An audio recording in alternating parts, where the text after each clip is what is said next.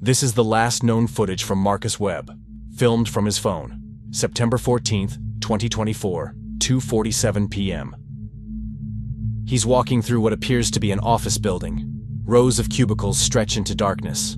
Fluorescent lights flicker overhead. The carpet is water-stained, peeling away in strips. Marcus is breathing hard. The camera shakes. He never made it home. Marcus Webb is one of at least 47 people who have vanished after performing what's known online as the 333 Protocol, a dream job ritual. In early 2024, manifestation culture reached a fever pitch. TikTok was flooded with testimonials. YouTube gurus promised ancient techniques. Everyone had a method: scripting, subliminals, the vanishing point technique, quantum jumping. But one manifestation stood above the rest in terms of reported success: getting your dream job. You would write your dream job description on paper. Company type, position, salary, everything.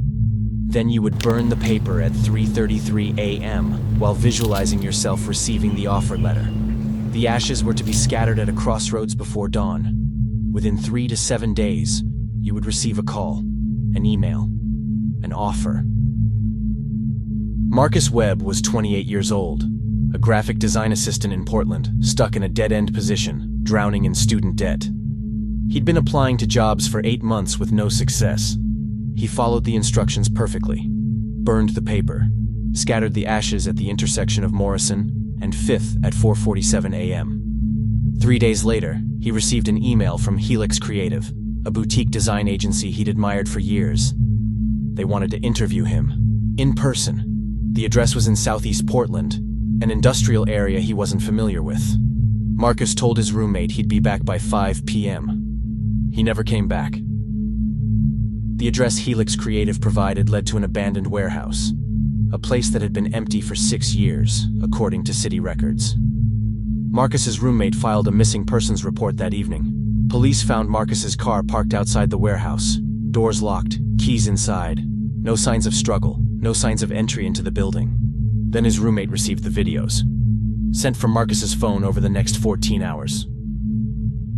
In the first video, Marcus is inside. It's clearly not the warehouse. He's in an office space, massive, sprawling. Cubicles arranged in perfect grids extending into shadow. Drop ceiling tiles, many missing, revealing ductwork and wiring, water damage everywhere. Marcus walks. The camera captures row after row after row of identical workspaces. He finds a hallway. It leads to more cubicles. A break room with a sink full of standing water, vending machines with shattered glass fronts. The second video comes 3 hours later. Battery at 34%. Marcus has found a conference room. The long table is covered in dust. There's a whiteboard on the wall with indecipherable text still visible. He's tried every door. Some open to more hallways. Some open to walls, just drywall and studs. Some won't open at all. But there are windows. There's nothing outside, just absence. A gray void that somehow hurts to look at. No depth, no distance. Like the window is showing television static rendered in grayscale. He finds a bathroom, functional water from the taps, though it runs rust-colored before clearing.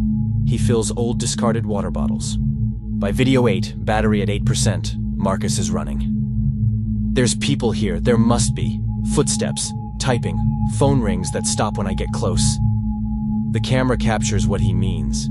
Distant sounds of an office environment, the clack of keyboards, low murmur of conversations. But when he reaches the source, there's nothing. Just empty cubicles and dead air. The final video is 43 seconds long. Battery at 2%. Marcus is sitting in a cubicle, his back against a partition wall. His face is gaunt. His eyes are hollow. He begs people not to do the ritual. Marcus Webb's phone pinged one last time at 4:13 a.m. on September 15th. Cell tower triangulation placed it at the abandoned warehouse. A SWAT team entered the building at dawn. They found nothing, just an empty warehouse, concrete floors, rusted machinery, no sign of an office, no sign of Marcus. His videos went viral. 2 million views in 48 hours, then 20 million. People started investigating. finding patterns. The ritual had been posted anonymously on Reddit 6 months earlier by user u/DreamStateInitiate. They claimed to have discovered it, provided detailed instructions, hundreds of comments from people confirming it worked. u/DreamStateInitiate's last post was 8 months ago.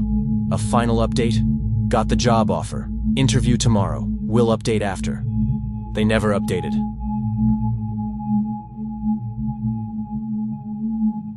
Sarah Okonkwo, 26 years old, recent MBA graduate from Chicago. She performed the ritual on October 2nd, 2024. She received an offer from Meridian Consulting 3 days later. The address they provided was an empty lot in West Loop. Decades-old foundation slabs, chain-link fence, for sale sign. Sarah's sister was with her, waited in the car while Sarah walked to the address to see if she had the right place. Her sister watched her walk toward the lot. Sarah stepped over the curb and vanished, not gradually, not behind something. She was there, then she wasn't. Suspecting a sinkhole or a crumbling foundation floor, her sister called 911 immediately. Police found Sarah's purse next to the fence, her car keys, her wallet. Her phone was still sending data. The videos Sarah sent show something impossible. She's standing on a plane. Flat Earth extending in all directions to a horizon that seems too far away. The ground is hard-packed dirt or clay, gray-brown, cracked into geometric patterns like dried lake bed. But it's not empty. There are structures, rising from the plain like broken teeth.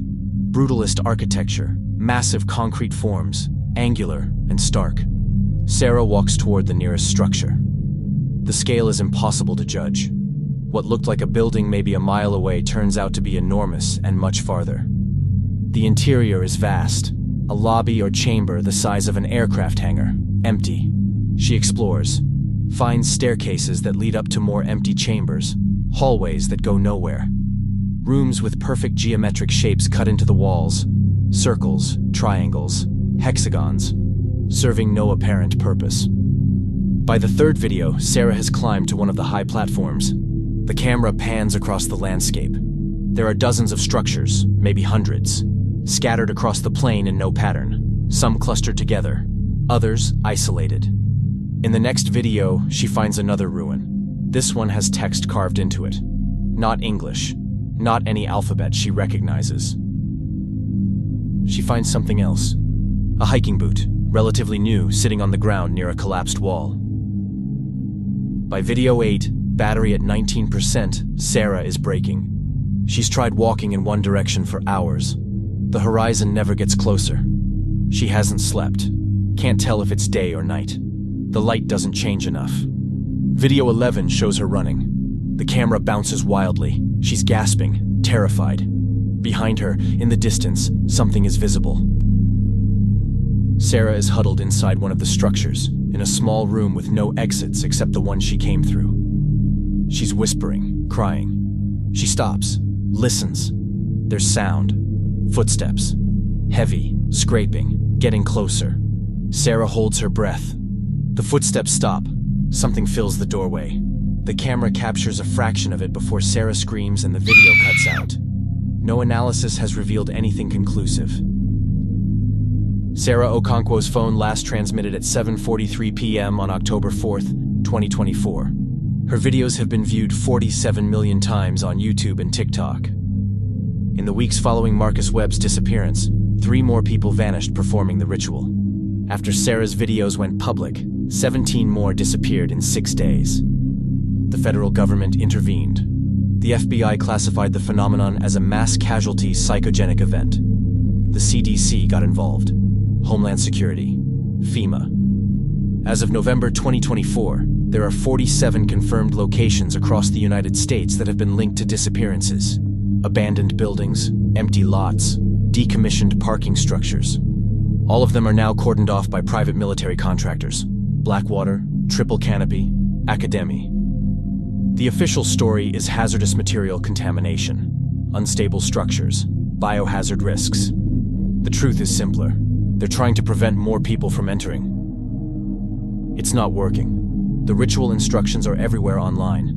They've been copied, reposted, translated into dozens of languages. Attempts to scrub them fail within hours. And people are desperate. Desperate enough to believe. Desperate enough to try. The families of the missing have formed support groups. They share the videos their loved ones sent. They analyze them, looking for clues, patterns, some way to bring them back. There is no way to bring them back.